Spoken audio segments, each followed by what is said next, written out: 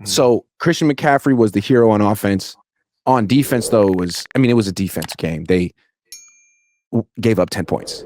Tatum Bethune and that front held Bijan Robinson to 40 rushing yards.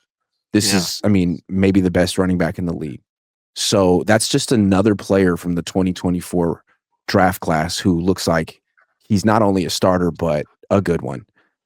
Let's take a moment before we move on to acknowledge this really, really good draft class.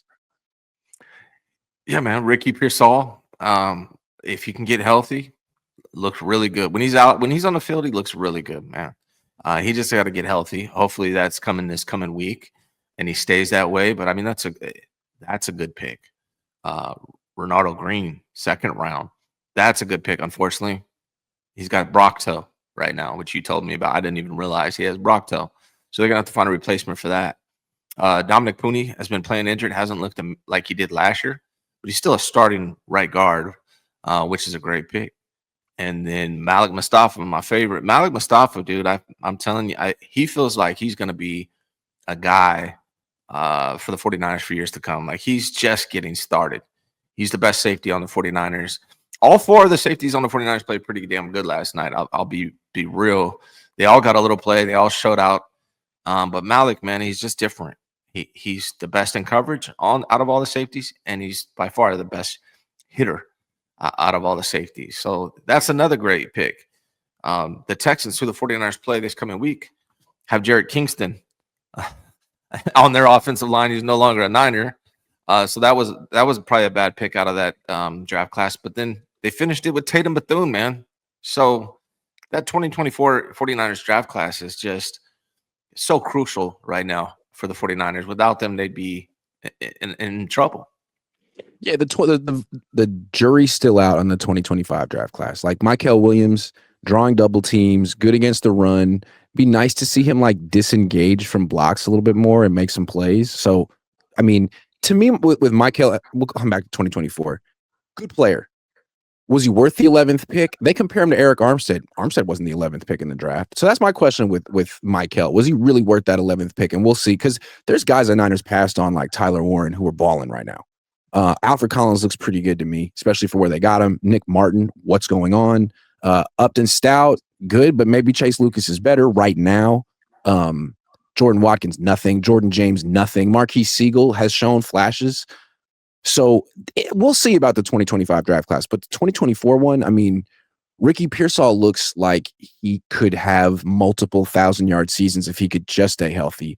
Ronaldo Green injured his toe, and we'll have to find out more about that because, we're starting to learn about toe injuries, but he might be better. And I just want to whisper that because I like Demo, but he's really good, man. And then Isaac Guerrero, okay, maybe not, but he hasn't gotten – it's not like he started sucking. They just traded for Brian Robinson Jr. and won't play him. So we'll see about him. Mustafa is so good. And to me, Bethune is Bethune. It's not Bethune. It's Bethune is so good. I feel like he's played like this every time he's been on the field. Yeah, Tatum Bethune is one of the guys that actually pronounces his name correctly from the beginning. That's how you knew he was going to be good. I've been saying Bethune. I don't know where that came from. Sorry, Tatum. Hey, I got it right. I'm impressed with myself for that. But yeah, my guy played at Florida. And remember when we drafted him, I was on your show talking about how hyped he was over him. I'm like, 7th round linebacker. He's like, no, man, he's a dude, brother. Like you'll see eventually. And real quick on Martin, it's just like Bethune, right? We had no idea who Bethune was because he's playing behind Fred Warner. I think it's the same thing with Martin. He did play on special teams, made a good tackle. And what I saw from Martin in the preseason is he's in the right place and he's hella fast, hits hella hard. So I'm not going to write off Martin yet either. He just needs an opportunity to play, which he doesn't have right now. So I think he could be really good too, man. But yeah, the 2024 class has been crucial for the 49ers. Prize Picks will give you $50 when you play your first $5 lineup. Win or lose, you'll get $50 for playing. Use promo code COHN, COHN, and download the app now. The fact that the Niners will play Luke Gifford over Nick Martin tells me that they don't think Nick Martin's that good right now. Doesn't mean that he won't be good next week or in a month or in a season, but the fact that he went on special teams. He did make a nice tackle, but on that long return, they went right at him. So I think there's probably some valid concerns about him. I mean, we saw him in that first preseason game. He was all over the place. And maybe in his first regular season game, he would be too. Don't know. Maybe he'd be great. We'll see. I think Salah will get that speed and athleticism dialed in. I really do. Yeah. Martin's got the talent, and Salah can get in his head and fix whatever issues he might have. Right. I think what's his name? Luke Gifford. I think he was brought in here to play a certain role, and Robert Saleh had him dialed up for that role. Probably told him what his role was going to be, and he's playing that role. And I don't look too much into it. We'll have to see on Martin. I think Martin might be a dude also. And just like you said last night, and we've been saying for a long time, when it comes to linebackers, let them do their thing. They'll be fine. And I think Martin will be too with that athleticism. Yeah, I think you're right. I mean, they haven't really had any linebacker buzz, have they? I don't think so. No. The worst linebacker experience they had was dude last year, Devondre Campbell. That's the worst linebacker experience they've had on this team. Yeah. M24 says, "Did you see the interaction between Fred and Tatum after the game in the hallway? Thoughts?" I didn't see it. Did you? I didn't see it. No. If you could throw a link in the chat, I'd love to look at it. Joshua Wyatt says, "The Niners basically took away the edges and dared Penix to process quickly and beat them in the middle of the field. Is the defense good, or did Salah just expose a guy with no future in the league?" Can I both? What have I been saying? There's no future in the league.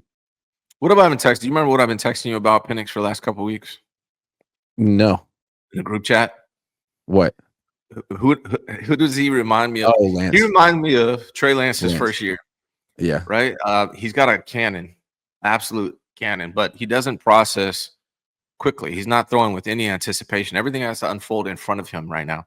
And from what I saw in Trey Lance, I love bringing up Trey Lance because people don't like when I bring up Trey Lance, so I'm going to bring up Trey Lance. Trey Lance in the preseason looked better than Penix does right now. I think Atlanta would be better off with Trey Lance. I'm going to say that just to trigger a couple of people, but I do really think it's true. But Penix, terrible against the blitz, and he can't anticipate anything. I felt like Penix is actually pretty fast, maybe faster than Lance, and he's pretty accurate. He just takes forever to make a decision, and he doesn't have any touch on his throws. Yeah. I mean, Salah did kind of expose him as a guy who wasn't good enough to put up more than 10 points on their freaking defense. Yeah. And that's what Salah does. I feel like to do well against this defense this year, you're going to have a really, really good quarterback, and the Falcons didn't have that. So we're learning.